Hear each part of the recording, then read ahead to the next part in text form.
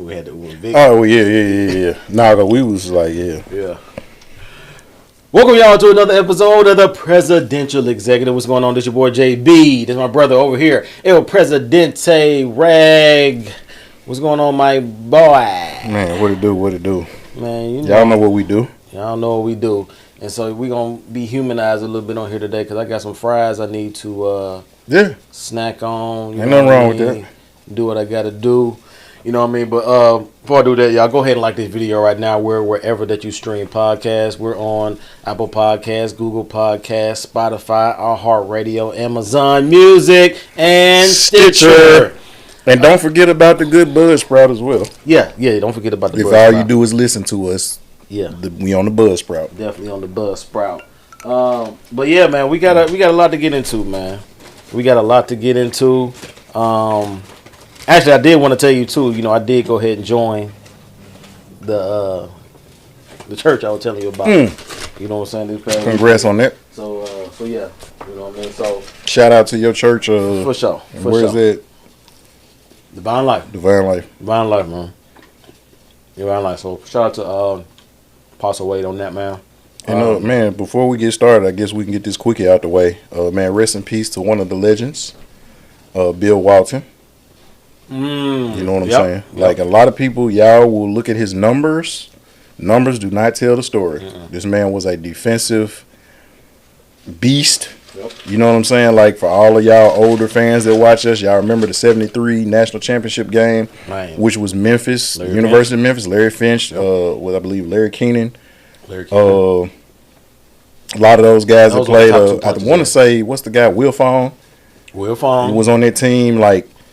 Yeah. Made it to the national championship game, and he was damn near perfect. 21 of 22 from the field. Crazy. You know what I'm saying? Double figure rebounds. Yes. Dude was amazing. Like, took the Portland team that didn't have no business winning and beat the Philadelphia 76ers. Yep.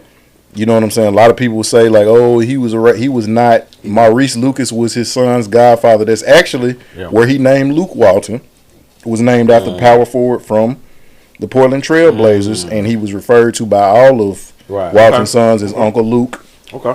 You know what I'm saying? And so some of the guys, like, man, he was tight with Jamal Wilkes. Yep. Henry Bibby, Mike Bibby's dad, who was one of his UCLA teammates. Yep. All of the Portland guys, Maurice Lucas, Lionel Hollins, Lenny Wilkins.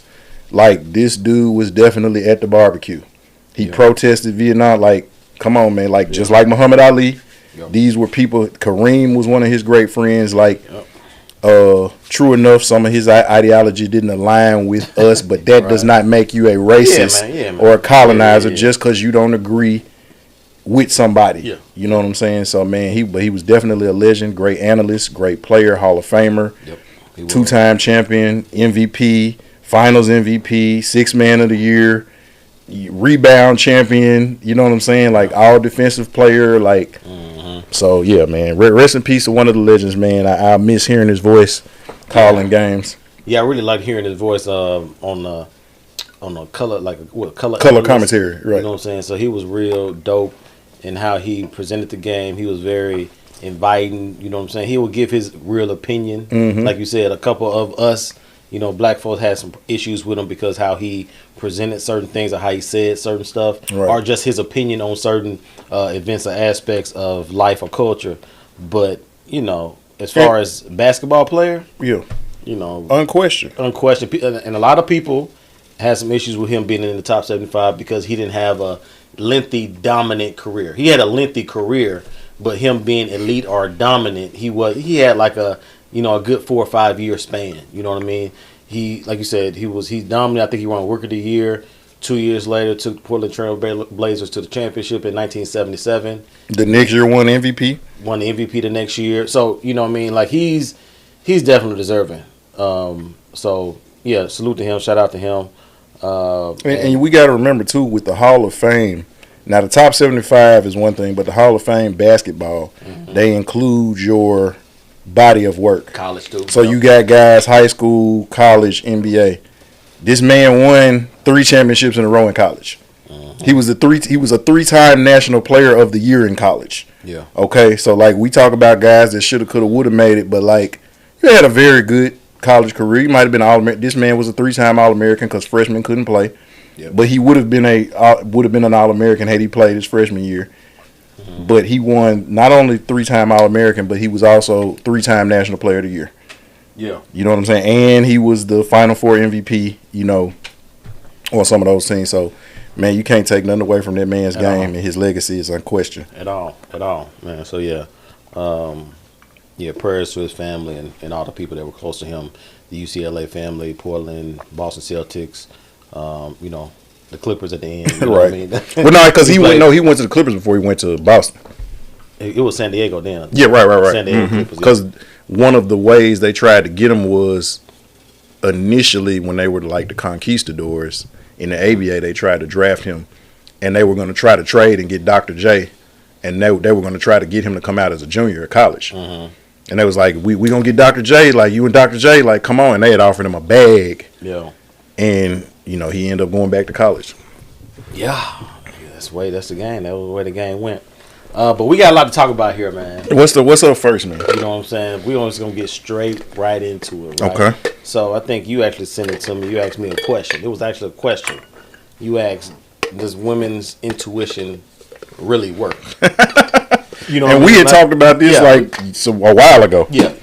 And intuition, you know, if you really want to break it down, intuition in a natural state, you know what I mean? Intuition, that's pretty much having really no reasoning, but you having just a gut, you know what I mean? You having just a feeling, or I knew I should have did this, I knew I should have, you know, so-and-so was doing me like that, like.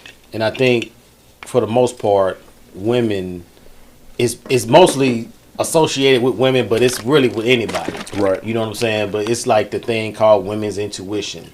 You know, women's intuition is just a thing that, you know, your girl, like, she already just knew. You know what I mean? You should have listened to your grandma or your mama back in the day, you know. For them having all the knowledge and the wisdom and stuff like that. So them having the intuition to give you the space and the knowledge to really, you know, live your best life. So now to answer the question, I think it's obvious. Yes, does a woman's intuition really work? But as we do on here, like, you know, it's deeper than that. You know what I'm saying? At least for me, you know, I want to get your take on it too. It's a lot involved in, and actually had to write some stuff down just because, you know, we live busy. Yeah, no, I see you got a list of yeah, but I can't even risk. That's a lot to read. But you know what I'm saying. But I'm going to try to piece by piece. No, go ahead, go for it. But so again, the question: does a woman's intuition really work? Yes, it does work, but there's a lot of what you say caveats to that. You know what I'm saying? You know, to my degree, and so I said in general. It seems a woman's intuition only seems to kick in high gear when it's holding somebody else accountable. Right. You know what I'm saying? Like, okay, and I said I was going to say this too, so I didn't even write this down. I was going to say this before. Like, well, at least what I'm about to say, I'm sure what Rag is going to say, you know, hit dogs holler. You feel me? Like, so I don't want to act like, you know, I'm saying this is for all women. This is for, you know what I'm saying, every single woman. Obviously, you know, being biblical, like if you're a Proverbs 31 woman, virtuous woman, and certain stuff like that, like this probably don't, you know, hit you, but just in general. So we're talking about in general. If we have 50 people and if 30 people apply, that means that it's the majority. Right. You know what I'm saying? So I did want to say that before, not that, he talking about women and just no, but if it fits, it fits. But a woman's intuition to me kicks in high gear when it's holding somebody else accountable, meaning like lying, cheating, you're hiding something, you know what I'm saying, to somebody else. Right. You know what I'm saying? It's not really looking inward. Right. You know what I'm saying? It's more so looking at somebody else. Mm-hmm. But when it comes to things that would add like real value and real time, you know what I'm saying? Like in a relationship or a friendship, whatever you want to call it, a lot of times the intuition is nowhere to be found, or it just lessens, or it's not in high gear, right? Right. And so things like practical things that we talked about before, privately and on camera, like just simply going to get something to eat. You know what I'm saying? Like, you know, I know at least my wife, right? She don't we want to get something. I don't know. We'll go back and forth until I pick something. You know what I'm saying? Then we'll have an issue when we get there because she didn't really want that, but she didn't want to make it. So, you know what I mean? So getting something to eat or being careful being too emotional in a circumstance or a situation. Right. You know, and are just realizing that on the other side that you see your significant other carrying a lot of weight or having a lot of pressure on him and having the right corresponding actions. You know what I'm saying? The intuition. Right. So, but go ahead. I'll let you start off with what you say. And I know, and you are absolutely right on that. And so one of the videos that you sent me, you know, the guy was basically breaking it down. It's like, that only works. Women say that, oh, it's my intuition when it comes to that man cheating. I don't know about you, but one of my lines from the movie How to Be a Player at the very beginning, getting caught as a bitch, so I've been told. Right. You know what I'm saying? Now, I don't know when you was out there, you know, when you was outside. Yeah. But as for me, like, I never got caught. Yeah. I never got caught. Caught like cheating. Okay. You know what I'm saying? And so, like, and again, I know some of my people I used to deal with, some of my exes, you know, some. Hold on, Kevin, not caught red-handed or just like ever. Nothing. Like you didn't know. Okay. You didn't know. Okay. I got you. So I call BS on that. You know what I'm saying? The niggas that do got caught is because you sloppy. Yeah. It's because you leaving. You know what I'm saying? You got lipstick on your collar. You come in smelling like somebody else's perfume.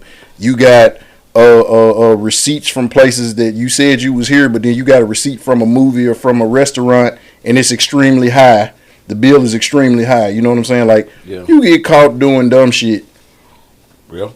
You know what I'm saying? And so, true that. Again, you know, women will say a man ain't shit if he cheats, but if that's what makes you not shit, it's a lot of people not shit. Your daddy wasn't shit. Your granddaddy wasn't shit. Your brothers ain't shit. Your pastor ain't shit. Like, let's just keep it a bean. Yeah. All of us are sons of somebody. You lied to your parents. That don't make you a not shit son because you lied to your parents. Yeah. And it wasn't about your parents. It was about you. It didn't have nothing to do with them. You was not considering them when you told a lie to your mom or dad. Yeah. And so in the same thing, when you was outside, you was not like, you know what, let me break this woman I'm dealing with. Let me break her heart. Let me hurt her feelings. Yeah. Like, we don't be thinking like that. We think in the moment of, I want to have this fun right now, and this finna be right now, and then I'm finna be right back over here. But when you was outside, when you was dealing with, you had a girlfriend, a chick you was messing with, because I saw it. I witnessed it with my own eyes. We used to joke with you. It's a lot of kids that you help raise. Yeah. Some of them, yeah. You know what I'm saying? It's a lot of, man, we joked about the one little boy because the man dressed like you and everything. And we was like, if that ain't your son, nigga, that's your son. Like, so again, but the chick she was dealing with, none of them was like, oh, I knew you was cheating. You like, if you know, it's because it's just like when you come in late. Like, the reason why your boss know you late is because you ducking around corners, you sneaking, you running, you know, you trying to avoid them. Oh, you must be late. Yeah. Because if I slip in and you in your office know, you don't know I was late. Because when you come around and look at my cubicle, I'm in there typing up. I got a stack of reports done. You ain't have no idea I was late. You only knew I was late because I already put out evidence that showed I was late. So you don't think women have the intuition? Their intuition works. Women. I call BS on it. It's just like, that's one of those things that's made up like soul ties. It sounds good, but I've always said, and again, we had Pastor Harris come on here, but that only works with somebody you like. Because women are notorious for this. Women will tell you they've been with 3 dudes, but they not counting the other 3 that was whack. That was 2 pumps in the swivel. They'll only count the 3 niggas that they actually was in love with. The person that gave them 2 pumps in the swivel, oh, he don't count. I had one chick tell me one time, she was like, oh, I don't count him because he gave me some pussy. Wow. Like, that was what she equated the sexual experience with the guy with. Like, she's like, I might as well have been with a woman because that's what he gave me. Like, it wasn't even worth. Like, and so I know people. It was a chick that was my girlfriend once. She named the 3 people, and I'm like, so you not counting the nigga that you live with for a year and a half? Oh, you remember that? Like, so you was gonna negate, and I didn't even ask. She volunteered that, but again, and I brought it up because, again, people talk about the soul tie. It's only a soul tie when you actually like the person. You were soul tied to that person even before they gave you some. You know what I'm saying? Like, if you got a drawing like that, that's because you already were infatuated with that person. And that's a made-up term. You can't find no scripture to validate that. We'll try to, and this is going into one of our other topics, we'll try to craft the word to make it seem like it says. It don't say that. Mm-hmm. Now. And so, but I was just saying that's made up, like intuition. No, okay. Now, I get what, we had the soul tie conversation before. Like, I get the term of it, and I don't want to go down that rabbit hole with that, but, like, if you don't want to say soul tie, but like bloodline, though. Because if you having sexual relations with somebody and you're entering into that, you know what I'm saying, vaginal, you know, hole, like you're coming together. Basically, even as the word says, like you're pretty much, when whoever you sleep with, it's like you're getting married to that person. Like physically married, as far as like with that. So not even the soul body, but it could be like I know like bloodline and, you know, covenants and stuff like that. But I get what you're saying with the soul tie. I say soul tie just because I don't know the other term. Like I said, I could say bloodline, I guess, opposed to saying soul tie. But I think just the connection that you have with somebody sexually, it's, you know what I'm saying, it's another level than just like shaking somebody's hand or something like that. I will say, and you know this person, because she ended up marrying one of your classmates.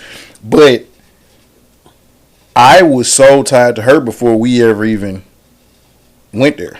Okay. You see what I'm saying? Like that. But that was because I was already there with her. Yeah. We had an emotional contract before anything physical ever happened. But didn't the physical take it to another level, though? No, not necessarily. Because, like I said, I was already there before that. Like I was like, they used to give me a hard time because, like, man, you know, when my dad used to force us to come to church, like, I was ready to fight niggas at church because they wouldn't move because, like, y'all know that's where I'm supposed to sit at. And again, I was just correlating with how both of those things are made up because it's only convenient when you like somebody or you can't get somebody out of your head, then it's a soul tie.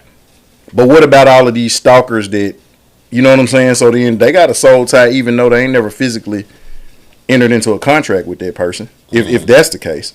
And I'm saying, like, this whole intuition thing is made up because, again, find me a chapter or a verse. Because now what we're speaking about is the prophetic. We're speaking about Holy Spirit letting you know some stuff if we go into down the spiritual. Yeah. But if that's the case, again, and this goes to the point that the video was making, how come that intuition don't work when your man is miserable? How come it don't work when he's unhappy? How come it don't work when he's stressed out? Because emotions involved. You see what I'm saying? Because again, know, like you said, when you holding me account, you know now. Yeah. You know everything now, but like I'm sitting up here wanting to jump out a window and you ain't got no clue. And we'll get into, for those of y'all watching live, we got another one coming.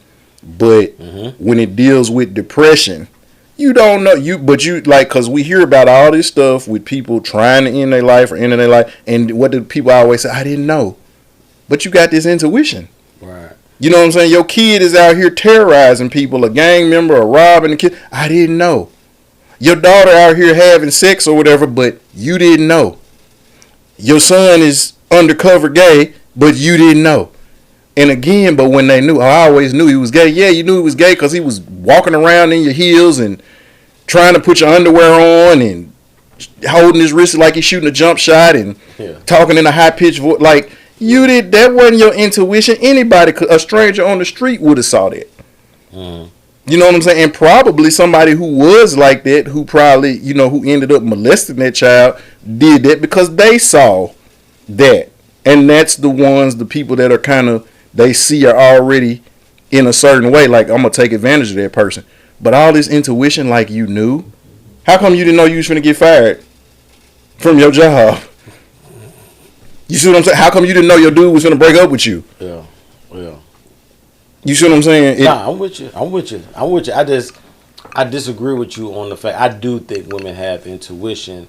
I just think it's manipulative and it's misused when they tap into it. Now, I have experienced some women having intuition. You know what I'm saying, on certain things that I didn't do, but now looking back on it, it may be how I was, maybe how I was moving, or you know what I'm saying, or whatever. But I do believe women have intuition. I also think, like I said, more so just in general, like I was saying, it's more tapped into like they spidey senses, but it's on everybody else around them.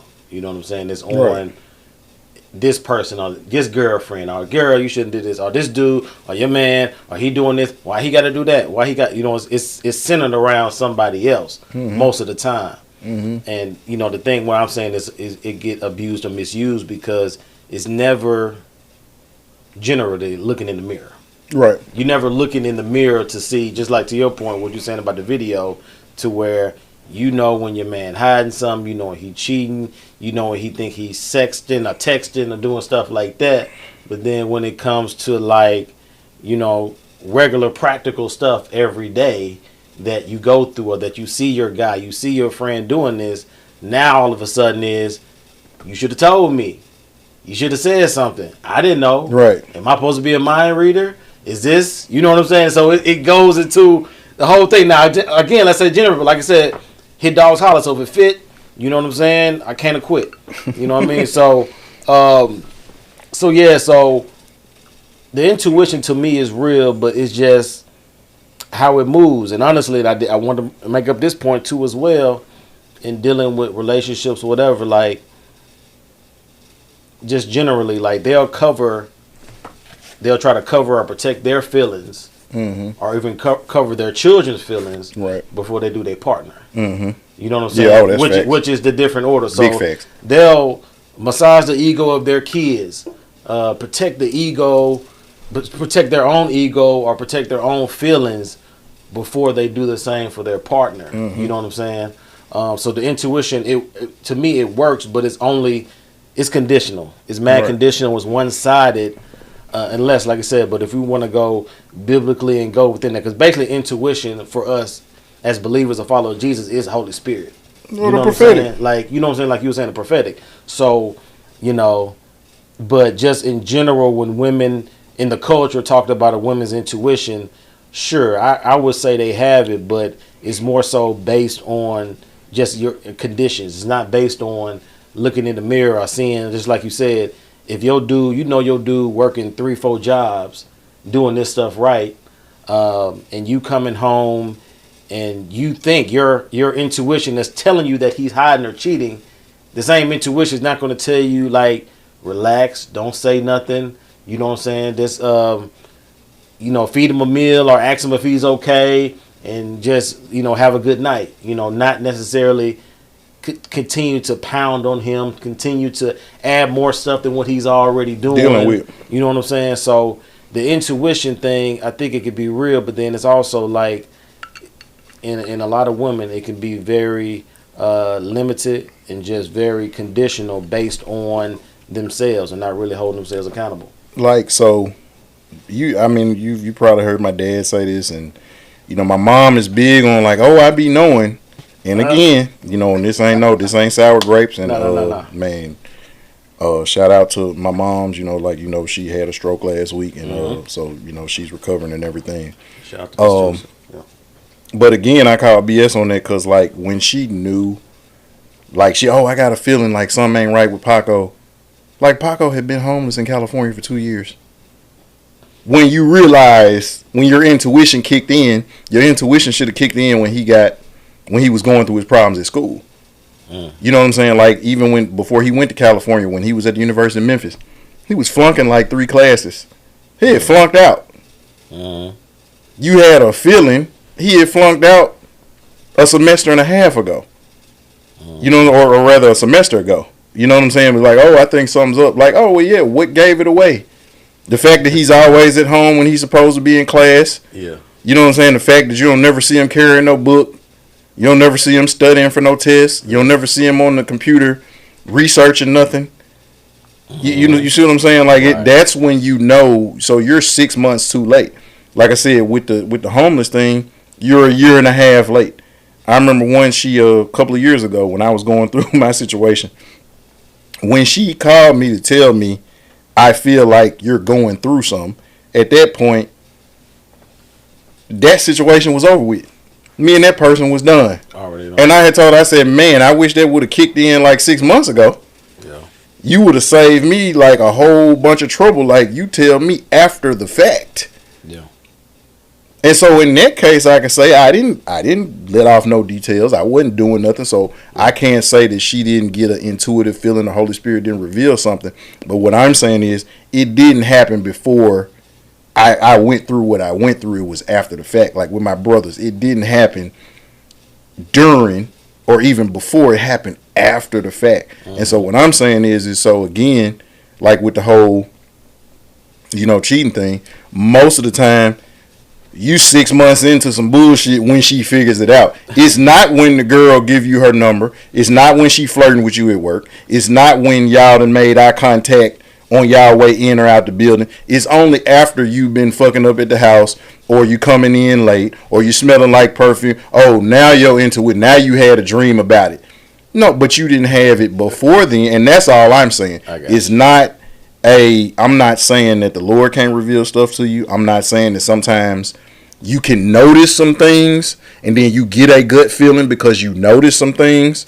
But what I'm saying is you just walk into a room, everything is all right. He at home when he's supposed to be at home.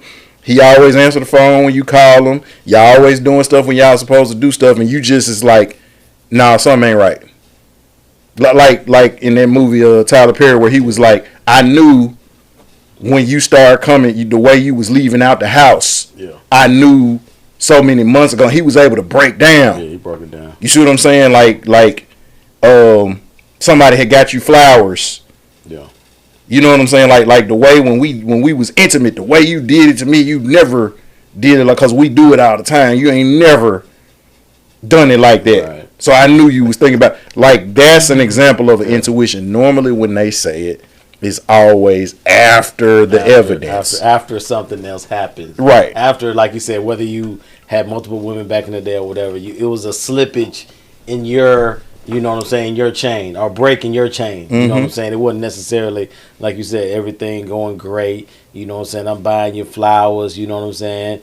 Taking you to Pound Town 2 or 3 times a week. You know what I'm saying? Doing whatever like that. It's not until that. It's till after I'm not doing those things. I'm not beating it like that.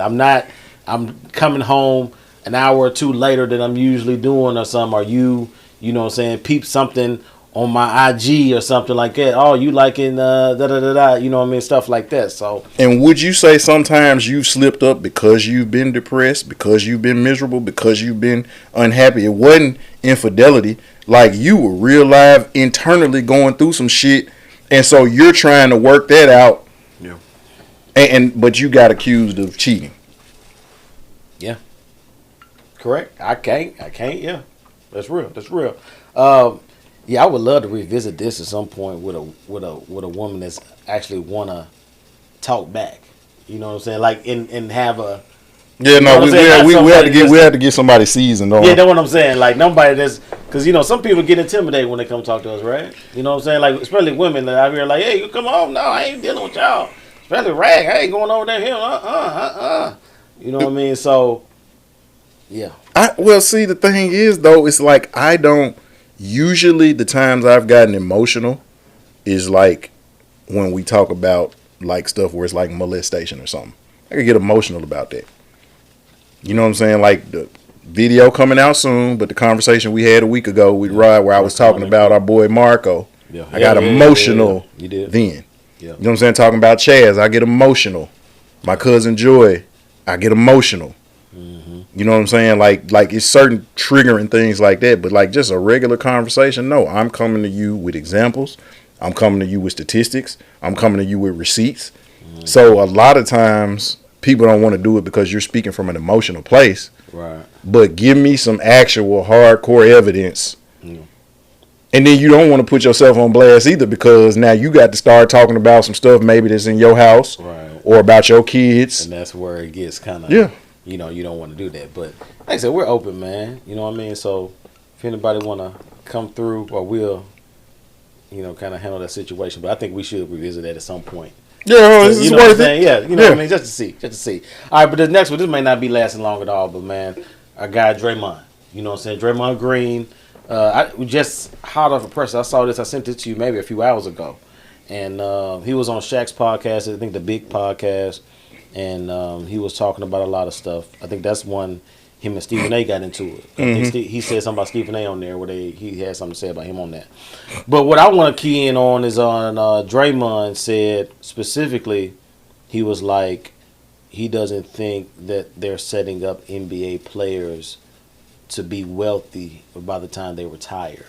And he put out examples talking about clearly taxes. He plays in San Francisco, California.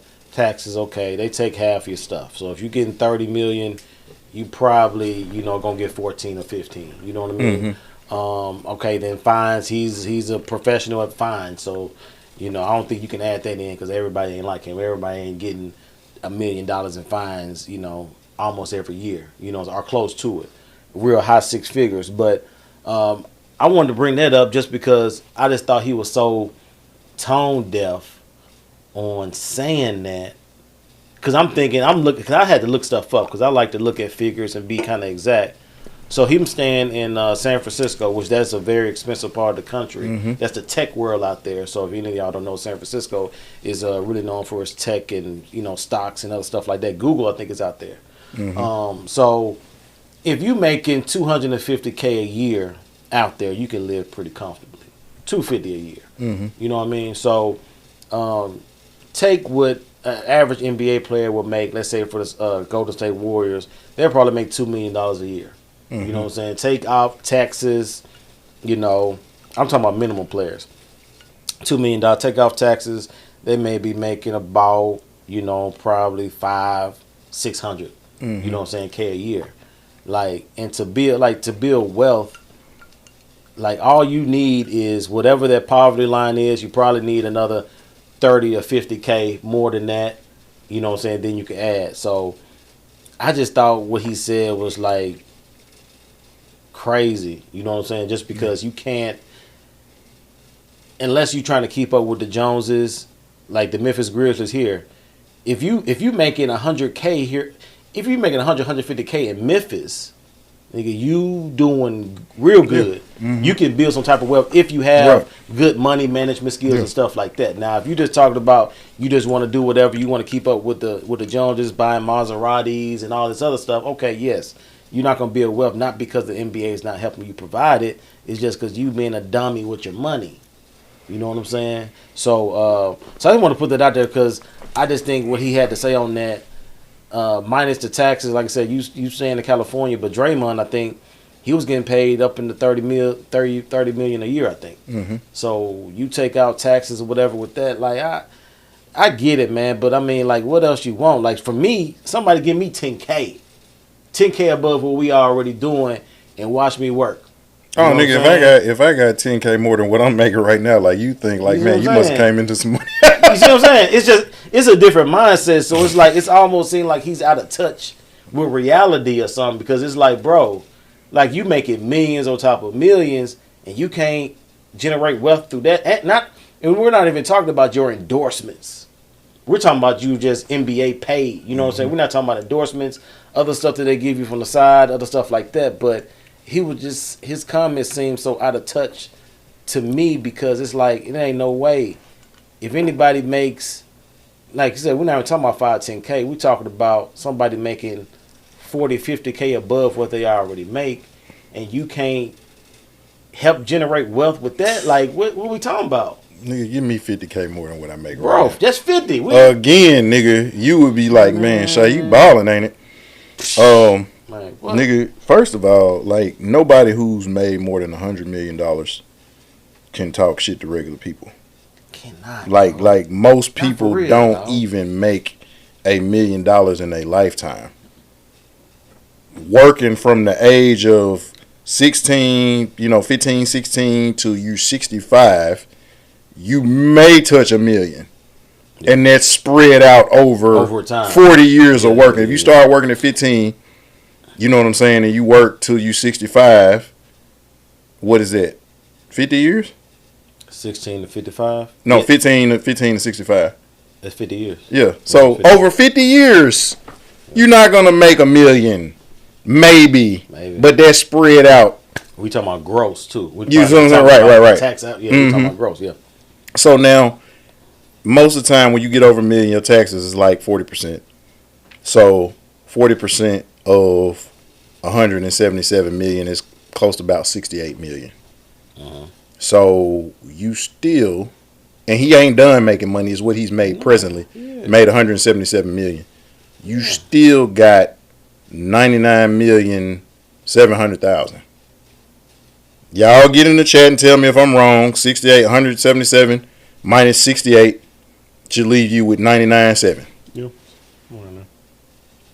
So you still almost at $100 million. Nigga, if you fuck that up, because nobody else who works a job, their job is not preparing them to set their kids up. Your retirement is for you. It ain't for your kids, nigga. It's for you. It's so you can be good. And most of the time, even retirees got a side hustle, or they working at Walmart greeting people, or you know what I'm saying, at the gas station being a clerk. You see these retired dudes doing security at the bank. You know what I'm saying? Like, because the retirement ain't enough. That covers your mortgage if you got it, or your taxes on your house, your light bill and everything, your medication you buying. But if you want to do stuff, it ain't enough money for that, which is why they got another side gig, because they need to be able to be comfortable. Nigga, if you don't, your money is enough for you to not only for you to live comfortably, but you can put your kids in a position to where they don't have to be an athlete to make that kind of money. But then you also can leave them something. Nigga, if you fuck up $100 million, you didn't need to have it no way. Yeah, that's a you problem. You know what I'm saying? And it's people who are way better than you. Ask Scottie Pippen if he would like to have $100 million. In his career, way better than yours, nigga. And the only thing that you could say you did that he didn't, which he probably, and it's been debated that he should have got it, he should have had a Defensive Player of the Year award. But you ain't made as many all-defense teams as Scottie. Anybody who watched basketball will say you're not, but Scottie didn't make $100 million in his career. I don't know, like Jordan didn't make 177. Not from basketball. Not from basketball. If he got it from endorsements, but Jordan knew how to capitalize off everything else. The court, yeah. Like let's just look at people who do what you did it as well or better. Dennis Rodman didn't make 177 million. But we talked about Bill Walton earlier. Like, Bill Walton did not make 177 million. Like, we can go down Larry Bird, Dominique. We can go down the list of people who played the forward position. Magic, who was the first $1 million contract player, did not make 177 million in basketball. So now, nigga, if you don't know how to manage your shit, and you talk about the fines, that's on you. You know the rules. Right. you act like you don't know. Yeah. You know what I'm saying? Like, in some of the stuff that you do, if I did at the post office, nigga, I'd go to jail. I wouldn't have a job. At all. Yeah. If I went and put somebody in a chokehold, I wouldn't have a job. Yeah. If I elbowed somebody and try to act like, oh, it wasn't intentional. I mean, this nigga gave a UFC punch to, what's the forward that play for Phoenix? I mean, the center that play for Phoenix? Nurkic? Yusuf Nurkic. Yeah. I mean, it was in the flow of the game. No, it wasn't, nigga. I mean, stomping on people. Like, now, again, sometimes when you're right, you're right. Like, when they played Cleveland that year and LeBron had been getting away with what he was getting away with, and then when you do it, I'm totally with you on that one. Yeah. You shouldn't have been fined for that. And that's part of his game, though, too. So it's like, that's why he stays in the league, to do stuff like that, just to rile up your team, because you're on the light-skinned team. You know what I'm saying? Your best two players are Steph and Clay, which aren't confrontational. They're going to get pushed around, and you're the enforcer. So it's like, almost, you have to be that guy. So you got to be willing to take fine. Nigga, that should be in your budget already in the beginning of a season. You know what I'm saying? If you're Draymond. He should have been out of the league for punching Jordan Poole. Oh, yeah. Because that fucked y'all dynasty up. Oh, yeah, it did. Like that messed y'all whole team chemistry because it's not just him. It's the younger guys. They looking at you a certain way now. Yeah.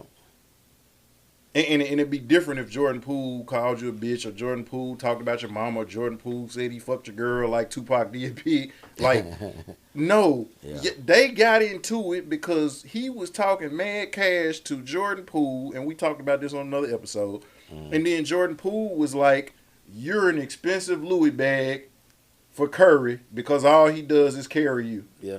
And Steve Kerr and some other guys had told him, like, man, you can't let Draymond punk you. Like, you got to go back at him. Yeah, you got to because he wasn't saying nothing to Draymond. Yeah. And so then when he said that and everybody hit him with it was like that scene in Goodfellas when Spider told Joe Pesci character, go fuck yourself. And everybody's like, oh, you going to let him talk to you like that? And then he ended up shooting Spider. He ended up killing him. Yeah. Like, nigga, you could dish it out, but you can't take it. Mm-hmm. And so, again, you ain't dealing with an Andre Rison situation where you're taking care of, you got 40 people on payroll that don't do nothing. Yeah. You know what I'm saying? You're not in a Hammer situation where Hammer employed all of damn near Oakland. And even when he, quote, unquote, went bankrupt, no, he couldn't maintain a certain level of where he was employing 40 people. Hammer wasn't broke. Right. He just had a lot of people he was looking out for. Right. Yeah. So now if you talking about the fines, like, nigga, you ain't getting fined because you had a good game. You got fined for stuff that would put regular people in jail. It's a lot of people in jail for putting somebody in the chokehold right now. And we talked about this before. We talked about, at least I was talking about with my kid. It's your reputation, bro. So if like I said EJ, if he continues to lie, you know what I'm saying, continues to lie and stand on that, even when we got receipts, no one saying that you're lying, you got that reputation. So you're going to take some L's even when you telling the whole truth, just because you're known as a liar, man. Mm-hmm. That's what I'm telling you. So it's your reputation and your name, not only if you're lying, but even when you're telling the truth, you're going to be known as a liar. So you're going to be counted twice anyway. So what I'm saying that with Draymond, you have a known reputation of being an enforcer, a tough guy, taking cheap shots and doing all this stuff. So whether it's some calls, okay, yeah, they should have gave you the benefit of the doubt, but your reputation tells you that, nah, dog, we can't give you the benefit of the doubt because you're that guy. You know what I'm saying? So again, your fines should be already in your budget because that's the way you play the game. That's how you keep your position on that team and do what you need to do because you are a quote-unquote kind of dirty player, a fundamental player and stuff like that, but that's how you keep your name in the league and do what you do, and you just going to have to take fines for that. So if you don't have that in your budget at this point, when you making 30, 35 mil a year and you saying the NBA is not setting you up for wealth, like if somebody not of his ilk could say that, it'll be somebody the 13, 14 man on the bench. You know what I'm saying? That's not really making as much. You know what I'm saying? They're in San Francisco. They're in the Bay Area making that type. Like, okay, but you're like one of the top salary guys, not only on your team, but probably in the league. You know what I'm saying? Probably top 20, top 30 or something like that. So man, you're making money. Man is making like now, like we ain't talking about league minimum guys, but you talking about some of these guys are making $2.5, $3 million a year. Yep. Again, if Scottie Pippen could have made $3 million a year, he'd have been straight. He wouldn't have had to leave Chicago. Yeah, exactly. Right? Yeah. But you said he was fundamental, and all I'm going to say is, okay, can he live off his jump shot? Oh, no. No. No. Name a point guard who he could replace. And I ain't talking about high school or college. I'm talking about NBA. Name a point guard. Name a backup point guard he could replace and play point. I can name somebody. I can't just think of him right now. You're maybe a third stringer. I'm talking about first or second. Yeah. Could he go to Boston and take Drew Holiday's spot? No. Could he go and take Derek White's spot? Who the backup point? He could take Pritchard, the white dude. The third stringer. Yeah. He can take Pritchard. Could he have taken CP3's spot? Nah. Curry. Nah. I mean, again, like a Rondo. No. Not even Tyus Jones. Give me Tyus Jones. I give. Come on, man. Like, what are we talking about? So we say fundamental. He's in the league right now, and you said it because of reputation. Yeah, definitely. The game for somebody who's 35 with your skill set, you're not. It's younger people who are better. You say tough guy, I say fake ass tough guy. But only because you always pick the low hanging fruit. He really do. Now he do that. Like let me see him go with Jimmy Butler like that. Nah, he ain't gonna do that. And I ain't trying, like, I don't want to see niggas get to fighting for no reason. I'm just saying, like, let me see you go at UD, because UD just retired. But like, anytime they play Miami, you didn't go at UD like that. He played in the same time Kendrick Perkins did. He didn't go with Perk like that. Not on the court. When they played versus Memphis, he didn't go versus TA or Zebo like that. Nope. Like you didn't go with Matt Barnes or Steven Jackson like that. Yeah. Like, come on, like, who you? Nurkic? He pick his fights well. He pick his fights real Gobert? Well. Steve-O, Adams, remember OKC? When he go with Steven Adams? Remember when he when he was on the ground? When he was no, yeah, the kick. But that was like, again, and he tried to play that off like, yeah, he tried to play it off. That was I'm going for the rebound. That wasn't like I'm finna punch you in the face like he did Nurkic. No, there wasn't no chokehold like he did Gobert. Yeah, you ain't finna come at Aquaman like that. Yeah, I forget who the Grizzlies was playing, and somebody, you see how he picked the person up, moved him out the way. Like, you ain't going to Aquaman like that. Yeah, or he went at Dylan. You know, he tried to go at Dylan because he light skinned. But that's what I'm saying. But Dylan not like that. If Dylan Brooks was the same, right? If Dylan Brooks was Jaren Jackson's skin complexion, he wouldn't have went at Dylan Brooks like that. Nah. They think Dylan Brooks soft because he light skinned. Yeah. And Dylan wasn't backing down though. Yeah, he wasn't backing down. And he ain't do it again. Nah. He went at Nurkic again. Yeah. He went at Sabonis again. Because I think his MO is, like I said, going after them players, but they usually, most of the time when you look at it, they're always foreign. All on foreign. When he was choking Gobert, where he from? France. You know what I'm saying? Nurkic. Overseas somewhere. There's a couple of, I think they had a list or something like that. I mean, but most of the people he went on technically is foreign because his dad is foreign, but he grew up over here. Yeah, he foreign. I still put him as foreign, but yeah, man. I don't want to spend too much more time on that, but yeah, man. Him saying that, I thought was like, bro, like it's pretty much a smack in the face to any of us because it's like, bro, like if you making the type of money you make and you can't make generational wealth from that. From where you at, even if you stand in wealthy, expensive California, Northern California, is that you can franchise it don't Chick-fil-A matter. Yes, your kids be straight. You see what I'm saying? It could be a lot. Now, all right, let's talk about. You had this with Charleston White and Orlando Brown. You know Orlando Brown never stops. Yeah. Now break that down for us right here. Man. Okay, so basically, we remember Charleston White had the incident in the barbershop where the guy came in and like hit him in the barbershop. And I don't know why these niggas be trying Charleston White. For those of you all who don't know. Hold on, you said Orlando Brown or you said Charleston White? Which one? No, Charleston White got hit by the dude in the barbershop. The dude came to the barbershop. Charleston White, yeah, okay. Right? Okay, yeah. He went to jail. The whole reason why he went to jail not for attempted, he went to jail for murder. Mm-hmm. Okay, they killed the guy. Yeah. When he was a teenager. Yeah. He's got a body. He talked about incidents in jail that he had where he did. You know what I'm saying? Like we know he ain't backing down when niggas and tried to run up on. He done pepper sprayed the whole crowd on a comedy stage. You know what I'm saying? Right. Yeah. And so like now because he put out that energy, you're gonna have people try you. Even Mike Tyson lost a fight. Okay?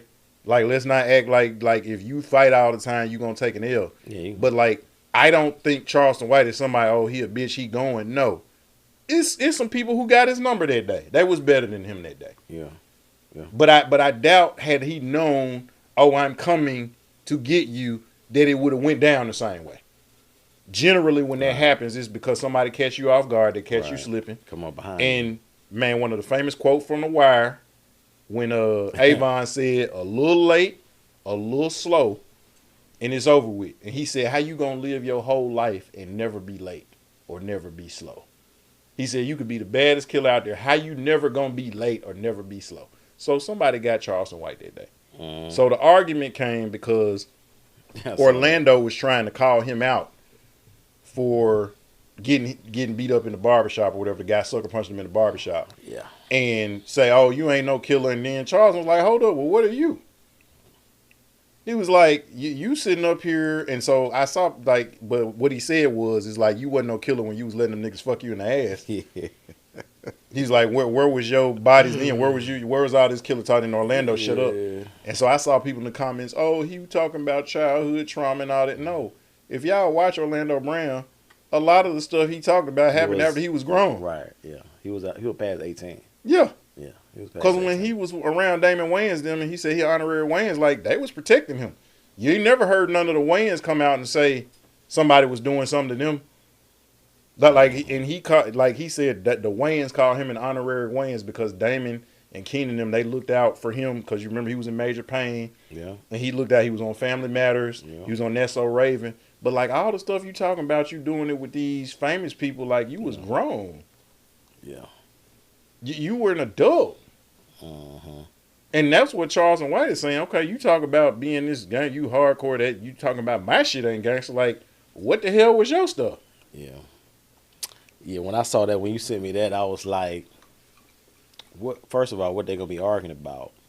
Second is like, he kind of, well, I want to put Charleston White in the same thing as 50. You know what I'm saying?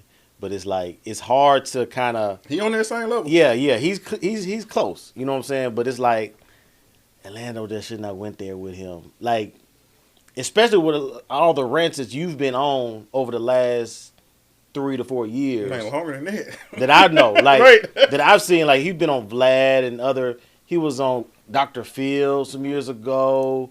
Maury, I don't know, like Oz. You know what I mean? Like, he's been on a lot of other shows. So it's a lot of information out there that you've given up.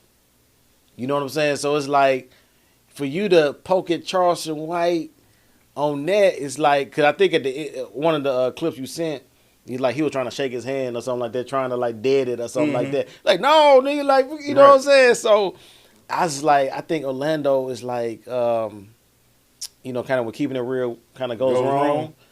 Because, like, I get you checking Charleston, just like, hey, nigga, what's up? Like, you the one got beat up, but then it's like, but dang, nigga, we know, like. He definitely wins the playoff P, the Paul Pierce Award. I ain't forgot about the award. We ain't had to get him out in a minute. I forgot about it. But he definitely got the Paul Pierce Player P.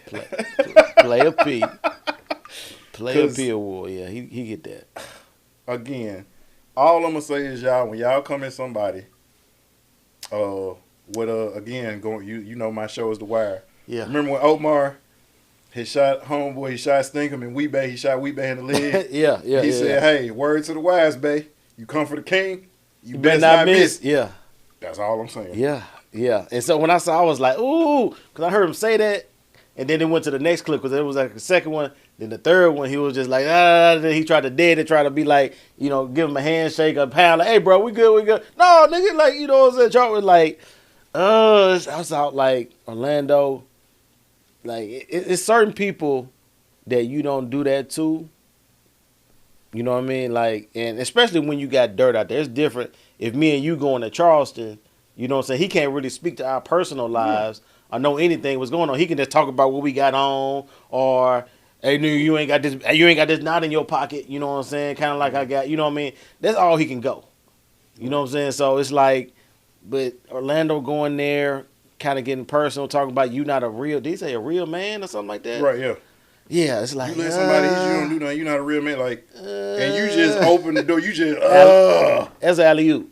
That was alley-oop. Lob City, nigga. Yeah, that was LeBron and D-Wade, you know what I'm saying? Take a picture. Now, this next one, I sent you this too on IG. I don't want to mess up the pastor's name. Mitchell, I think is his last name. Maybe I get it before we get it. But regardless, he was talking about, which I thought was kind of crazy. Not crazy, but just very profound, how people can circumvent God's word, right?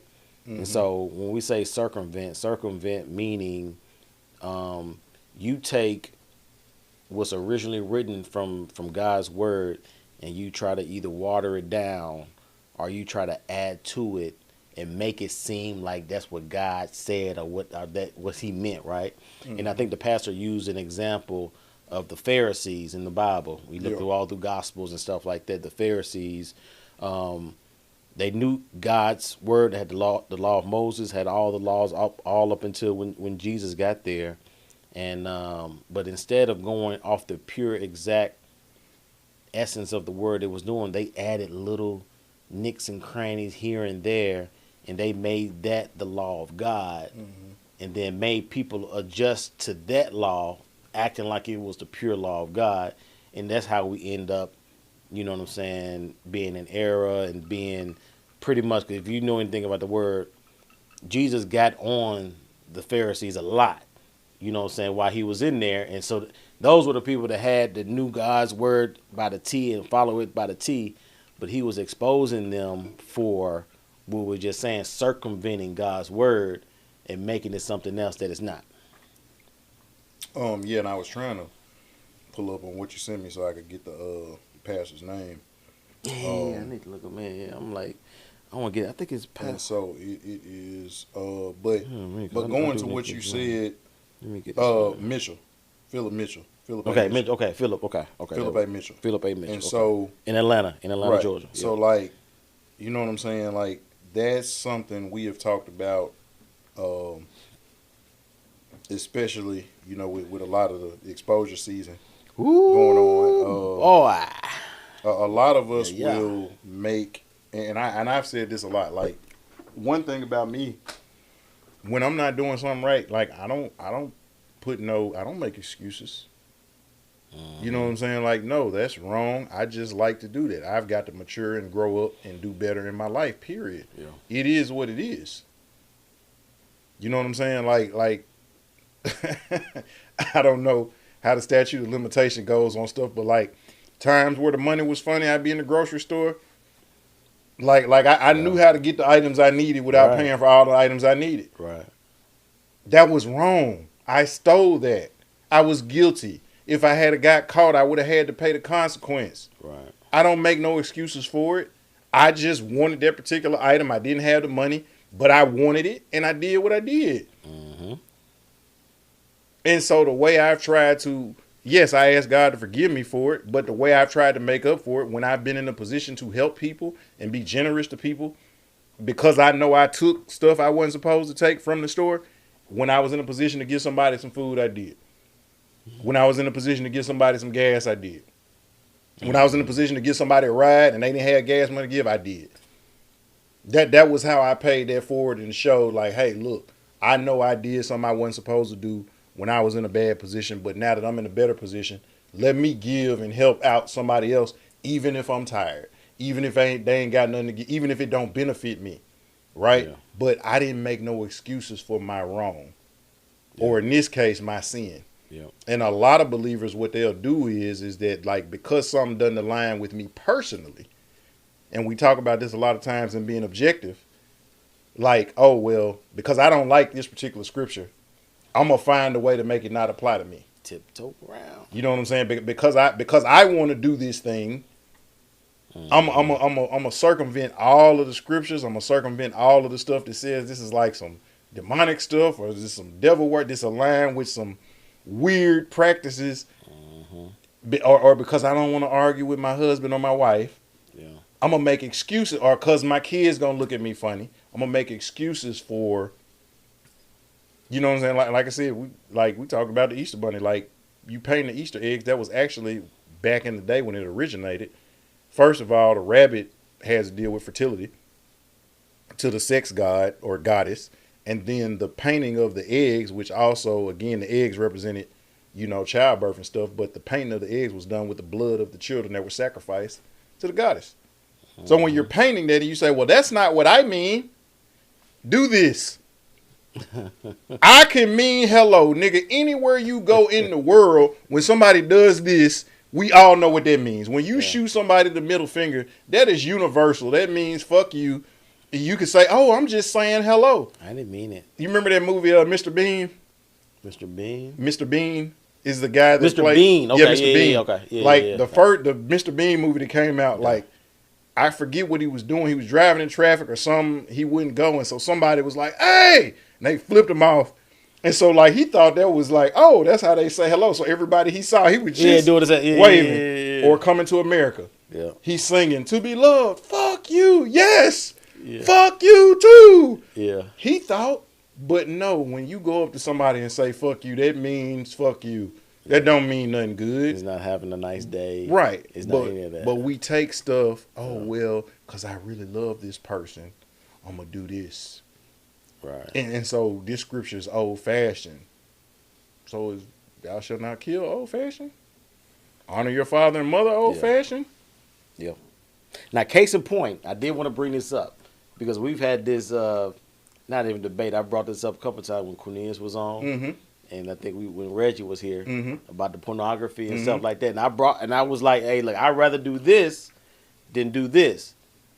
Both of them wrong. Mm-hmm. You see what I'm saying? I'm not going anywhere in the world and being like, hey, but porn, okay, it's more like a safer sin. That's just your personal preference. Correct. So it's like to get the point where if I'm circumventing in regards to porn, be like, well, at least I'm not, you know what I'm saying, going out making babies or getting STDs or doing something like that. You know what I'm saying? So you're kind of covering, like, okay, it's okay for me to do this or making it okay, but not being like, nah, dog.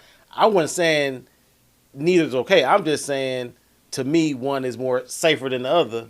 But let me let you get in your preacher man bag. You know what I'm saying? What did Jesus say about adultery? Even if you think about, you know what I'm saying, a woman or lust after her in a certain way, you know what I'm saying, So when you're watching porn, what are you doing? You're creating a image in your mind, and you're making love to that individual or that sex object that's in that video or on your phone, like that. So if you're doing it watching porn as opposed to a girl at work or somebody down the street or somebody at the gym or your neighbor or your church member or whatever, if you're doing it watching porn, is that the same as if you was doing it any other way? What you mean the same? I mean, did he make a distinction of... No, there's no distinction. Right. Yeah, and so it's no that's distinction. what we're talking about, circumventing, and that's all I was going with. Right. And that's why I'm like, I'm not...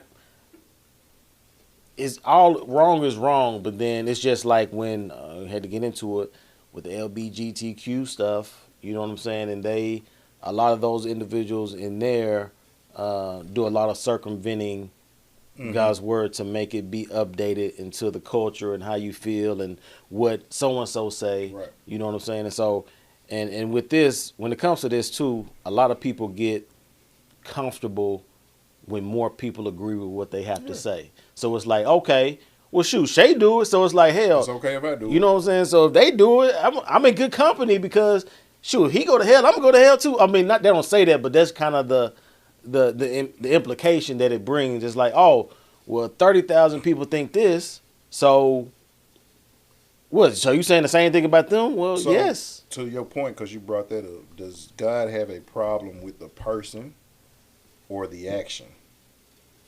Oh, it's definitely the action. So it's not, if JB was stealing, Yeah. God don't have an issue with JB. He has an issue with you stealing. Yeah, my behavior. Yeah.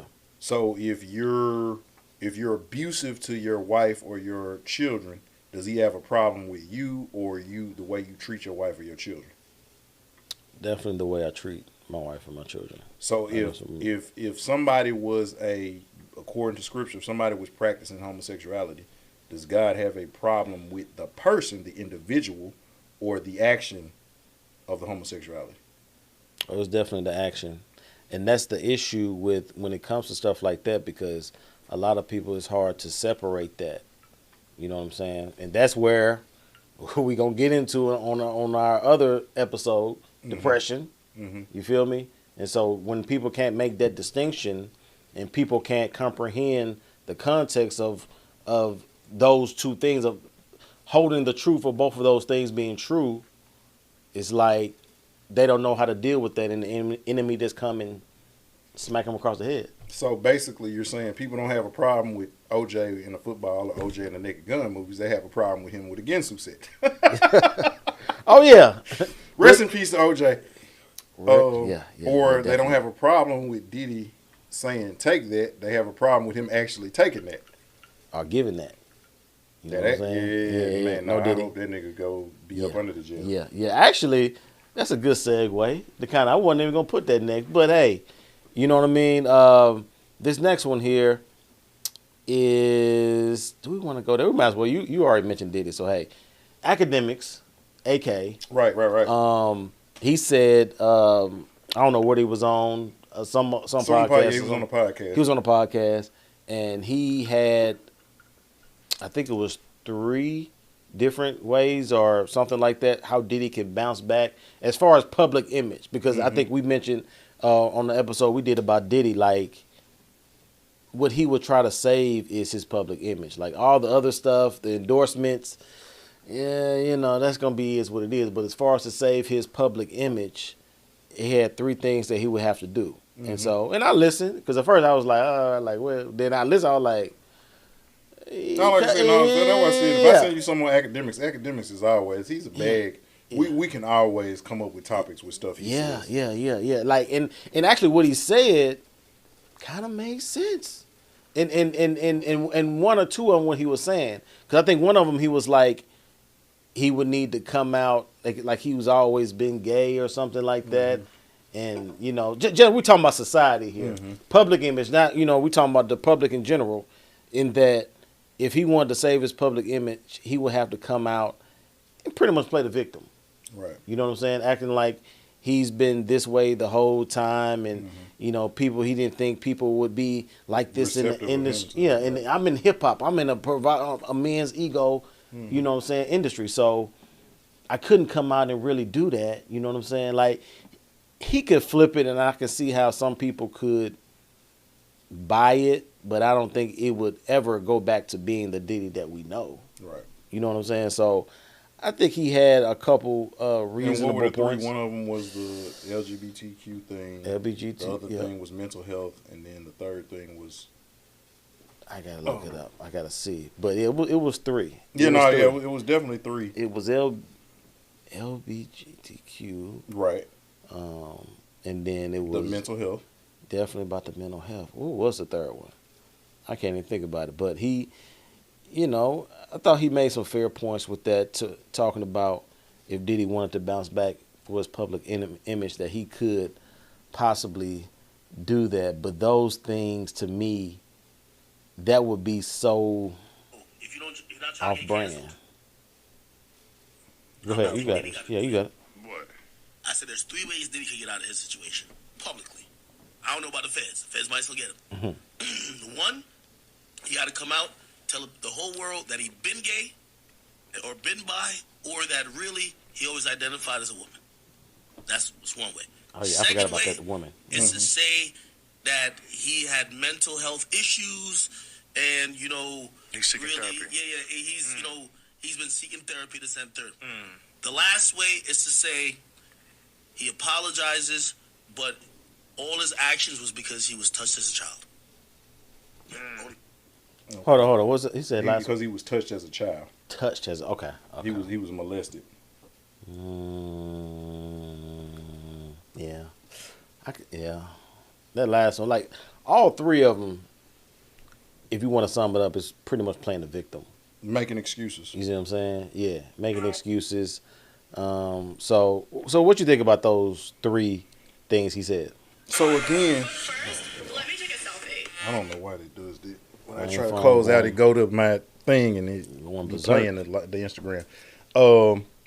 So the first thing he said, he's got to come out as LGBTQ plus. If I was in the LGBTQ plus community, I would be offended, because basically that's saying that's an excuse for bad behavior. And so that's similar to what Kevin Spacey did when he got accused of sexual assault. And he was like, oh, well, I've been hiding this for a long time. I've secretly been a gay man. Like, that's so basically what you're saying is that if you're of that community, you abuse people, you hurt people. I would come out against anybody who says that because I'm in that community, I have a right to do harm to people. I'd be offended. I'd be picketing. I'd be protesting. That's just like saying because I'm black, I've been oppressed. It's okay for me to rob and steal and kill because my people have been oppressed for 400 years. So, as you would say, par for the course. Yeah. Okay, so like let's throw that one out. The second one is, he said, is mental health. Again, are we sitting up here saying, because there's people in institutions right now, they're institutionalized because they cannot be around other people. And so are we saying that somebody who, because again, there's a lot of people in jail right now that would be classified as schizophrenic, bipolar, multiple personality disorder, psychopathic, like all of these different disorders, but we don't excuse them murdering people, being serial killers, being serial rapists. No, they are in a particular place because although this is real that you're going through, we have a place for that. Everybody who's been cut off in traffic wished the person who cut you off would run off the side of the road. Yeah. We didn't actually bump the back of their car and send them there. Yeah. You know what I'm saying? If somebody stepped to you in the club like you want in your mind, you probably could see yourself physically assaulting them, maybe even killing them. You didn't do it. You made a choice. Yeah. So are we to say that everybody who, because again, it all boils down to choices. Because guess what? When you get tired, even if you feel like staying up, guess what you do? You go to bed. When you're hungry, even if you want to stay working or you do whatever, guess what you do? You eat. When you want to be entertained, guess what you do? You go find entertainment, but then we make excuses when people do some bullshit. When you kill somebody, when you rape somebody, oh, well, this person was going, no, made a choice. And if you can't help yourself, we got a place for you. Yeah. That don't fly. As far as apologizing go, some stuff, you can apologize for anything, but some stuff you still got to serve the consequence. If I go shoot 10 people, I can apologize, but I need to serve the consequence of me shooting 10 people. If I go assault women, I can apologize, but guess what? I need to serve the consequence of assaulting women. If I assault children, I can apologize, but guess what? I need to serve the consequence of assaulting those children. And just like I spoke about earlier, if I steal something from the store and I get caught, I can say, hey, I'm sorry. But whatever the consequences they deem, if that is the consequence of that action, I need to serve that. We talked about this a few weeks ago. And that's unfortunate. But the only way I think he can ever bounce back, and I don't even think he, to your point, fully bounce back, but at least take the stink off, he would have to fully, completely go some religious faith route. And it would always come back up. But they would be like, but look at him now, he's been redeemed. But it would have to be real. He couldn't go back to making, music about he can't go back to popping bottles. Ain't no more liquor contracts. No. Like, it had to be a total 180. You know what I'm saying? Like, he would have to legit be on TBN preaching. You know what I'm saying? Like Jimmy Swaggart back in the day. Like, I'm sorry, I've seen. Like, you got to legit for real be that way, and that's the onlyest way it could happen. Anything else, He gonna have some signs and wonders to come along man, with it nigga. too, If I was in the LGBT community, I'd be protesting. If I was in the mental health community, I'd be protesting. Because basically, what you're saying is that I can do some bullshit. I can hurt people. I can scar people for life. I can possibly even be implicated in taking people's lives, and I say my bad, and I'm good. Yep. I'm totally agree with you. I'm looking at it from the standpoint of if right now his rating is -10, if he did one of those three things, he may bump up to a 3 or 4. You know what I'm saying? To the point, like, it's never gonna be back Diddy. Like, it's never gonna be. it's never gonna be back. Like to that point ever. I don't believe, but it's like for him to come across. I'm with you. I think he will have to do something like a Saul turned Paul type situation. Like, not only that, but you're going to have some signs and wonders. But what did Paul do? What We talking about on the way to Damascus? He went completely. Yeah, he went completely. Yeah, he went completely. Yeah, okay. You talking about, just straight, yeah. And what was the end of his life? It was bad. That nigga still got killed at the end of his life. You don't get away, you still going to pay a consequence. Yeah. Now but I hate, it would have to be legit, because if he playing with fire with that and he not being for real and he go that route, and that's why I said it's got to be legit. It's gonna be even more ugly for him. He can't get swallowed. Yeah. So yeah, man. Ak had that to say. I thought that was interesting. I thought he had some reasonable stuff to say that it could happen. But to your point, I didn't even think about the other side. If you are part of the LGBTQ community, if you're part of the mental health community, and we know this, we've had. I think we talked about the Olympics a few years ago when Simone Biles got out of something because of mental health, and we just like, dang, like, we getting pushed through and stuff. So it's like people, I think not saying she necessarily did, have used mental health as an excuse not to persevere through, not to get off the pressure and stuff like that. So could it be he used that to a degree to do that? Possibly, because it was they showed an old Diddy Breakfast Club interview where they were just comparing what he said to the lies that's coming out now. Like, he'll look dead in the camera and lie to your face, and a lot of people will believe it. But at this point now, I don't think nobody gonna believe anything he got to That nigga say. said the truth is gonna come out. Y'all just keep watching, and we see a footage of your ass in a towel walking through a hotel room. Just watch. I mean, like walking like Tupac was in Vegas. He really was. And to your point, how you brought up the mental health thing, like, unfortunate. And I'm not shitting on nobody's mental health. People but like, use it, bro. can any of us say we went through what Harriet Tubman went through? Mm-mm. Can any of us say we went through what Frederick Douglass went through?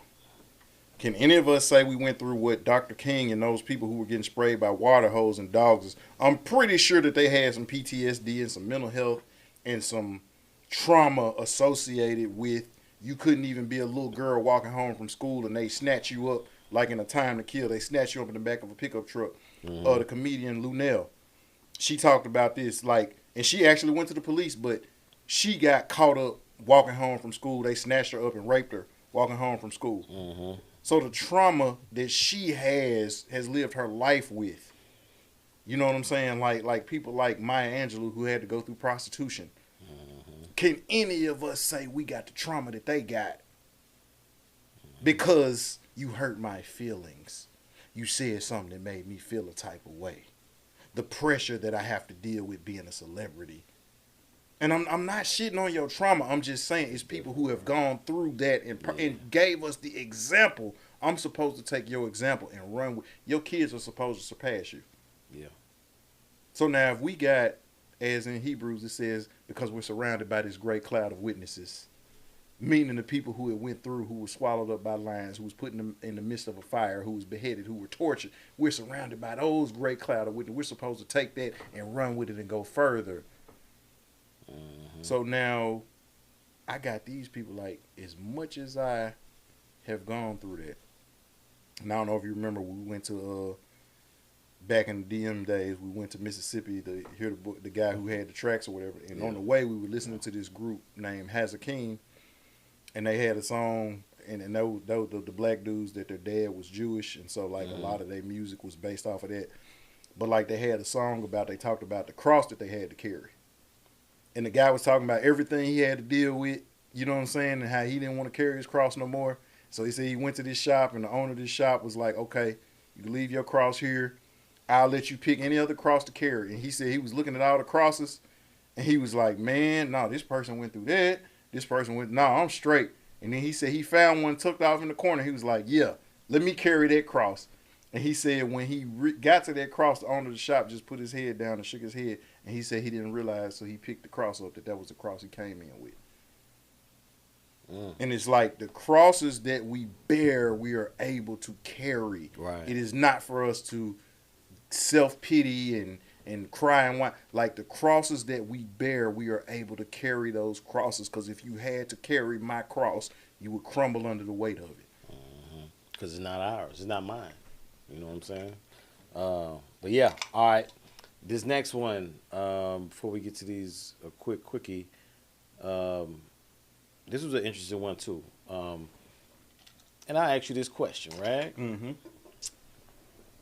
We homies, you know, we have mutual acquaintances. We have other male friends and stuff we'll kick it and hang out with. Like, can a man compliment his homies? Like, when I say compliment, let's get in detail. When I say compliment, I mean like saying that your homie look good. You know what I'm saying? Like, hey, bro, like you know, however you want to say it. Like, I think there is certain words that you might not want to use. You know what I mean? But as far as just complimenting your homie, like, I saw that. Okay. Oh, okay. Yeah. That's gonna be it. We Okay. definitely can talk about that. quickly with that one. Yeah. And so, can you compliment your homie without you feeling like no Diddy? I mean, like, again, we had a whole conversation about this, and, you know, I joked, I had fun with the no Diddy because that was something serious. But Yeah. like, I don't ever think. I only know one way to think. I only think heterosexual. Correct. Right? Like I've never had homosexual thoughts. Like the only time I've had a homosexual thought is somebody say something about getting fucked in the ass. Like you can't help but think that. Yeah. And then you be like, oh no, not me. But you just had that thought in order for you to say not you. Right? Mm-hmm. But like on my own time, on my own dollar, I don't ever think gay. So if we're sitting up here grilling and you say, man, I got a whole lot of meat out here, my first thought ain't, I'm thinking brisket, I'm thinking steak, I'm thinking hamburger, I'm thinking Circle B, I'm thinking rag bologna. By the way, I'm going to get the trademark on that. I'm thinking rag bologna, I'm thinking, you know what I'm saying? Like I'm going there, I'm thinking pork chops, hot dogs, like that's where I'm going. Yeah. I don't, so if you think, for me it's always been, if your first thought is you think about somebody's dick, you might be gay. Yeah. And that's fine. Except that you're gay. Or you telling on yourself. You see what I'm saying? Or you're saying you was thinking gay stuff. Or what you consume is like, I don't ever, like you say, like we talked about something like, man, like we finna get to fighting and you was like, oh man, I'm finna pound you. I don't think nothing sexual. I think, man, somebody finna get their ass whooped. Somebody finna get beat up. I don't think, these two niggas finna throw that. Somebody finna bend over. Somebody finna be pitching. Somebody finna be catching. So I don't ever. So with that being said, so like if you step out, and we used to clown you all the time because you was always clean. Yeah. And so we would say, so here this nigga go. He's styling and profiling. This Ric Flair ass nigga here. You know, man, you handsome, ain't it? Yeah. Didn't nobody think like, ooh, JB. No, we was like, we already know it's finna be some women looking at you because you fresh to death. You got the fresh cut. You lined up good. You dressed to the nines. You finna be killing that out here. Yeah, I'm totally with you on that. Like, now the only thing I would say is, you know, depending on who's in the room, if we got all our homies in here, but we got a couple outsiders or something like that, and you know, you say, man, you know, we're about to pound this dude. I'm about to pound this nigga over here. You know what I'm saying? So it could be taken, but just in general, like, hey man, it is what it is. I won't feel any type of way. Be like, hey, you look good, or somebody lost a certain amount of weight, or they been in the gym. You know what I'm saying? Like, you know, health is wealth on that tip. And be like, hey man, you know, hey bro, you looking good, bro. You know what I'm saying? You looking good. I see you trimmed up. I see you been dieting, whatever you've been doing. I think that's cool. Now, what I was saying, a couple words to be like how you say it. Like, be like, hey bro, you real handsome, dog. You know what I'm saying? Like saying stuff like, I wouldn't say even that necessarily. Then, though. Yeah, I wouldn't say that personally. If you was to say some shit like, "Ooh, nigga, you sexy." See, yeah, like that's different. That's different. If but it's you how say you how said you said like, "Oh, this nigga handsome." Yeah. Like that. We always use like nigga, my cousin, like, what do you handsome Mikey? This handsome ass nigga. You handsome, ain't it? Like nobody perceived that as being. Yeah. Oh, you're struggling with your sexuality. You need to go ahead and admit that you're gay. Like we don't take, and I just don't. I hate because Damon Dash took credit for putting the whole pause thing. I hate that came into existence. Oh, that was him. That was Dan. Yeah, he took credit for it. Okay. And then of course, Cam says it a lot, but they're both from, I believe, Harlem. Yep. Like, I just don't like this idea that. When you say regular stuff, because we grew up in the era where our moms, our aunties, like they love Denzel. It's nothing wrong with saying, man, that's a handsome ass man. Or back with Sidney Poitier. Right, that's a handsome ass man. Nigga, I'm not gay. Right. I'm telling you what my mama and my grandma and my auntie said. Yeah. And then I'm looking, if I'm with this nigga, I'm seeing the reaction he getting. Yeah. I ain't getting it. You know what I'm saying? I look like Delroy Lindo. You know what I'm saying? Like, I look like LeBron dad. Yeah. I'm not getting that reaction. Yeah. You know what I'm saying? Like, when we was always out, like, this nigga look like Tay Diggs. Yeah. Like not Tay Diggs. Like, nigga, you look like what's that movie Angela Bassett was in? Stella got a nigga. Stella got a groove. Nigga, you was Stella got a groove back. Yeah. Tay Diggs. And then so I'm hanging with you and Keenan. You know what I'm saying? He looked like Ambassador of Method Man. You look like Tay Diggs, and I look like a young Delroy Lindo. I'm like, these niggas is Like handsome. Tupac. It wasn't a sexual thing. Yeah. It was like, I'm looking at the action y'all getting, and I'm acknowledging y'all ain't got no issues. Nah, it wasn't no issue. And it wasn't a pause thing, because if anybody thought gay, we'd be looking at you like, hold on, where'd that come from? Yeah. Who's thinking that? Now, question. Now, if a person you was hanging out with that you knew was a homosexual, and you know what I'm saying, and you knew that, he was down with the guys and stuff like that. Now, if he made a comment that to you, like, would it be a little different? Like, this your homie, he homosexual. He'd be like, yeah, you looking that goes back to it. But I've said that. Would he pause though? Would he pause? Would he say pause because he actually is gay? Nah, he won't say pause. Nah, he won't say pause.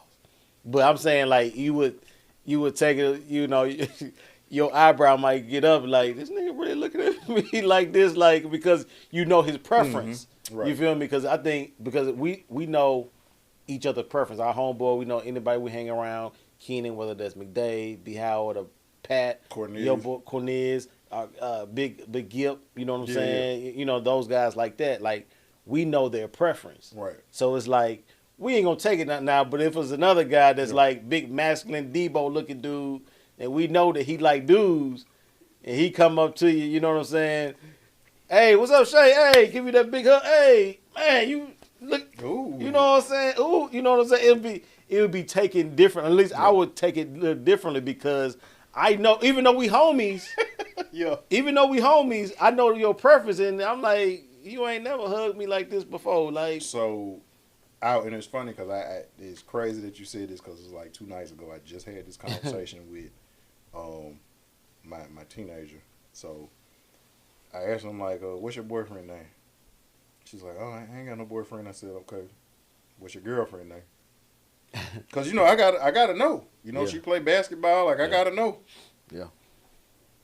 She was like, ugh, I'm not gay. I'm like, okay. I said, well, it's not necessarily a thing. I said, but if you're not, you're not. I said, I know you get attention from the males because I've heard stuff that you talked about. You get on the school bus.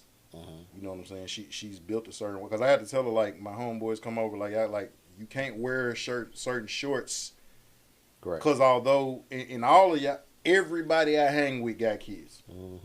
So y'all ain't looking at no 15-year-old a certain type of way, but I'm like, still, like, you're a man. Yeah. You know what I'm saying? You wearing these little bitties, like, don't wear that around the house. I said, so you telling me what happened when you get on the school bus, I know you getting a certain type of attention. I said, but I know the girls on your basketball team. So I know you're getting that attention too. And I said, just because you don't want the attention don't mean you're getting it.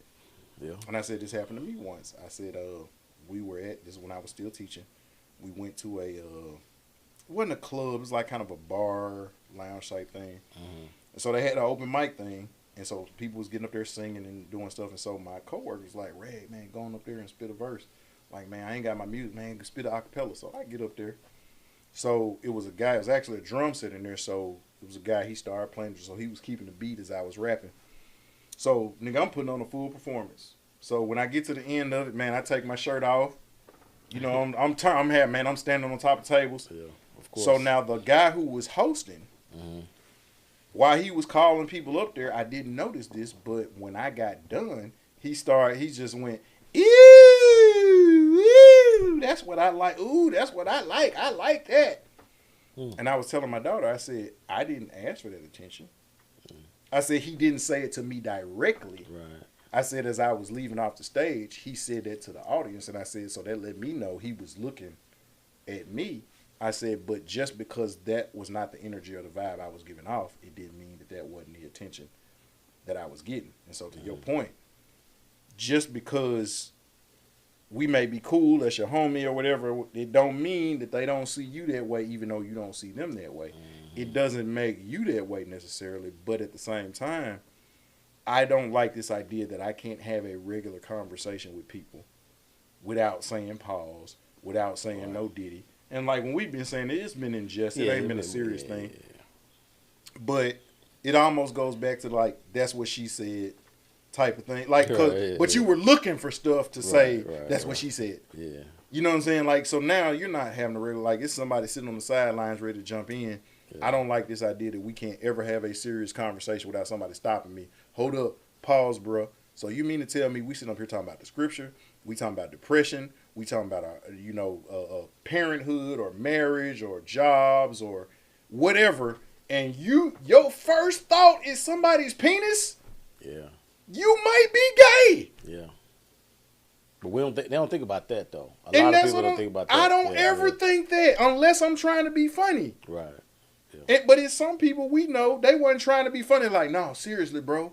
Like, so if you were thinking that you might like penis and you need to acknowledge that, or if that ain't where you want to be, you need to deal with that, or whatever the case may be. But I don't think it's an issue for another man to say, hey, bro, man, you fresh. Ain't I fresh? You know what I'm saying? Yeah. Like, that's all I'm saying. Yeah. Nah, I'm with you on that. I'm the same way. I don't think, especially now, like saying, unless we having just one of those conversations, and I think Cam and Mace, they do that because they're putting on a show. Right. When they doing with that, but I don't know if they do that off camera all the time when they saying certain stuff when they having private conversations. But I like what you said. Like, if we're just sitting around chopping it up, whatever, I don't have an issue complimenting my homie, saying, hey, you been in the gym, bro, you looking, you know what I'm saying, looking good, right. You know what I'm saying, you doing your thing, you know what I'm saying, because I don't think gay, but I'm also cognizant of the times and the culture that we live in, and that I'm aware that people may think, a certain way, but I can't, you know what I'm saying, go off that just because somebody else may think it. Do you have gay family members? Yeah. I do as well. Yeah. I ain't never heard none of my cousins say no gay shit to us. Yeah. Male cousins, I ain't never heard, and I don't have a problem being around them because I've never heard them comment or say nothing out of pocket or like. Right. They don't even do that. Yeah. So now, if I got gay family members, I got gay people that I work with, I got gay people that I know that even if they ain't necessarily in my circle, they're in the extended circle because they're somebody's cousin or somebody's homeboy or whatever. So I know them through extension. I ain't never heard them do it. So now why would I go unless I'm actually, but even the people who are actually don't do that. Yeah. I'm with you. All right, let's get into this quickie real quick, man. Now, I saw this when we were a couple of topics ago. But before we started, Minnesota was playing Dallas in the Western Conference Final. This was Game 4, and we saw that Minnesota actually won. They actually won a game, 105-100. Minnesota won, so it's taking it to a Game 5 because I was kind of ready to put them in the grave already, Minnesota, just because they were. I think I put an analogy. I think Sane hit me up on one of my posts because we were kind of going back and forth a little bit talking about Anthony Edwards or whatever. And but Minnesota pretty much turned back in this series to Clark Kent. They pretty much turned back to what we knew the Minnesota Timberwolves. To me, like I'm talking about. What about when Luka hit the game winner? When he hit the game winner. Are you talking about the game? Okay, the last game. Okay. No, but even then. I'm saying like Clark Kent because you remember when the Grizzlies played. We played them a couple years ago when we had Dylan or whatever. Pretty much all the games they were up. Minnesota was up, and we just came back at the end. Right. Karl Anthony Towns playing like he's 6'2", not 7'1". Anthony Edwards was just making bonehead turnovers and plays, like stuff like that. So that's why I was saying that because during the Denver series they were making all the mature plays. Hype. I was surprised. I'm like, wow, they being consistent with it. And so I actually thought that was going to win this series because I thought they were the favorite. But then just looking, it looks like Dallas is, they have the matchup battle against them. I think they won the coaching battle. But they obviously going to lose. But I also wanted to hit on Gobert. Yeah. Gobert, if you remember the game winner you were talking about that Luka hit, who was guarding him? Rudy Gobert, the 4-time Defensive Player of the Year. Luka. You know what I'm saying? So, you ever watched the Godfather? Yeah, the very first one. Yeah. So you remember who the Godfather's main hitman Okay. was? Yeah. And Kevin Gates has named his mixtape this. His main hitman was Luca Brasi. Nigga, Luca That's crazy. I Brasi didn't think was about- a killer. Yeah. And Luca Doncic is a killer. No, he's a Luca killer. is gonna Luca. He's a killer. Yeah, So for sure. it don't matter, nigga, if it's go bear, if it's go get him, if it's go gurt, Yeah. nigga. It don't matter who guarding him. He gonna get Luca him. gonna Luca. But go ahead. He gonna get him. But now, I think the finals is still definitely gonna be Dallas versus Boston, because Boston won their series yesterday against Indiana. Oh yeah. It's a sweep. It was a sweep. Mm-hmm. So they're gonna be waiting, and so now it's only a matter of time whether Minnesota makes it another game or whatever. I think obviously Dallas is gonna eventually win that one. So it's gonna be Dallas and Boston going into the finals. But I did want to point out that I thought Minnesota, they were not as hungry as when, because they haven't won a playoff series in about a long time, 10 years, 10 plus years before they won this year against Phoenix, and then they won against Denver. And I think they wanted to prove a point against Denver, which they looked like they were hungry. Right. Anthony Edwards looked like he was like killer. into it the whole time on both ends. And so in this series, it looks like they were like, okay, we here. So are you saying? You know what I mean? So you say Dallas in 5 or Dallas in 6? Oh, it's going 6. I say it's going 6. I think they probably win the next game in Minnesota. I will say this: if Dallas does not win in 6, I think Minnesota will make it. I think if they win Game 6, if Minnesota wins Game 6, Dallas will not have. Any So you're heart. saying if it goes to a game If 7, it goes to a Game 7, I'm taking Minnesota. I got Now, you. if it's, I believe the next game in Minnesota, It's in I believe Minnesota. Minnesota's going to take that. But I believe when they go back to Dallas in Yep, Game yep, 6, I believe that Dallas is going to close it out. But if it goes to a Game 7, Yeah. I believe that Minnie is going, and is going to turn into his daddy and his big brother. Yeah. He going to turn into Yeah. he going to turn into Jimmy Butler or Michael Jordan, and I believe. Yeah. But again, I it's agree with you. I like that they making it interesting. That's all I wanted, bro, because the Boston-Indiana series was slaw. It's a sweep. It was 4-0. And so it looked like this series is about to be a sweep, too, before tonight. And I think when we turned it off, I think Minnesota was up maybe 3 or 4 points. Right. In the third. In the quarter. third quarter. So I'm happy because if Minnesota lost today, I think it would have been a 10-11 day gap between now and the NBA Finals. Yeah. And so that's a bit much now. And I do want to give a shout out to my boy, I know Todd, you know what I'm saying, White Chocolate knows this. Nadal. Nadal is my guy, tennis guy. Okay. You know what I'm saying? He just lost in the first round ever. First round defeat in the French Open. Are you okay? You know what I'm saying? Because I know Nadal is your guy. Yeah, man. Like I don't like to see my 'Cause you like had Nadal, and then I want to say what Federer is next, Djokovic. No, I had Federer and then Djokovic. Yeah. So or Djokovic. I'm sorry. yeah. So I hate to see him go out like that because I like to see him kind of go out. But I thought he had one more run in him. You know what I mean? But he's 37, about to be 38, and in tennis years, that's like. Man, 102. Yeah, bro. So it's like it's tough, man. But you know what I'm saying. I want him to go and bow out, What gracefully. you think about the Tyson Fury losing to? I saw that. It was a Haney. No, No. Was it Haney? Muzikic. Okay, I didn't know what I was looking at. The guy from Ukraine. Okay, I The saw guy he that. lost to was from Ukraine. It wasn't a complete knockout. No, He well, was he, well- no, he was did knock him wobbling. down. Yeah, he knocked him down. He put him on his ass. Yeah, But no, he won by the split decision. I saw But that. it was the knockdown that kind of gave him the edge. I saw that, and when it come to heavyweights like that, I knew it was only a matter of time because him versus what's the dude name? I can't think of his name. Dude from Alabama. The black guy. Yeah, Oh, the brown bomber. the Brown Bomber. The Bomber. Right. I can think of it. To this day. To this Um, day, I can't think of his name right now. Shit, I know. I like. Dang. Yeah. Yeah, him. Like, Yeah, because he ain't been one in a while. yeah. So, Oh, dang. Yeah, the Bronze Bomber. Though. Yeah, the That's Bronze Bomber, not the Brown Bomber, the Yeah, Bronze Bomber. the Bronze Bomber. So, when they were fighting against each other, I knew it was going to be a good fight. but it just seemed that he had so much to gain from that. And so at this point, I think Fury was just fighting for the money.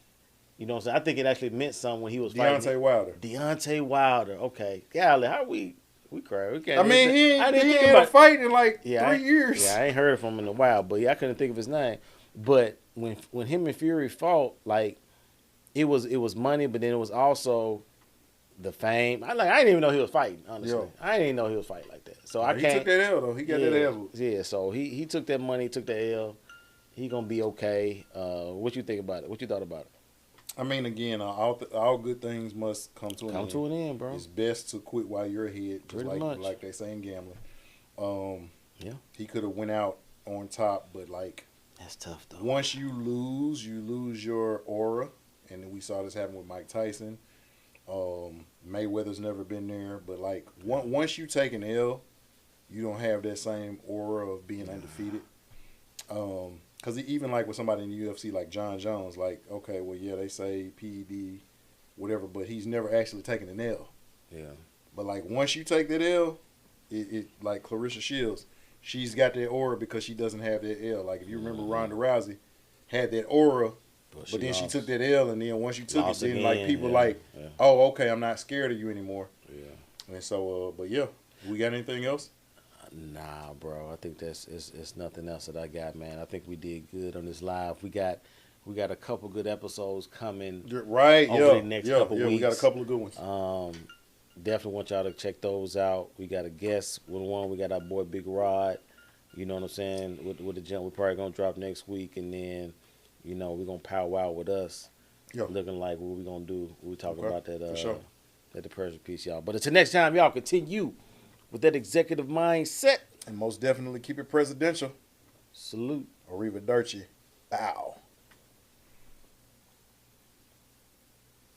Shoot, it's before 11:30, brother. Bang, bang. I ain't Perfect. gonna say Niners game because I know you a Cowboys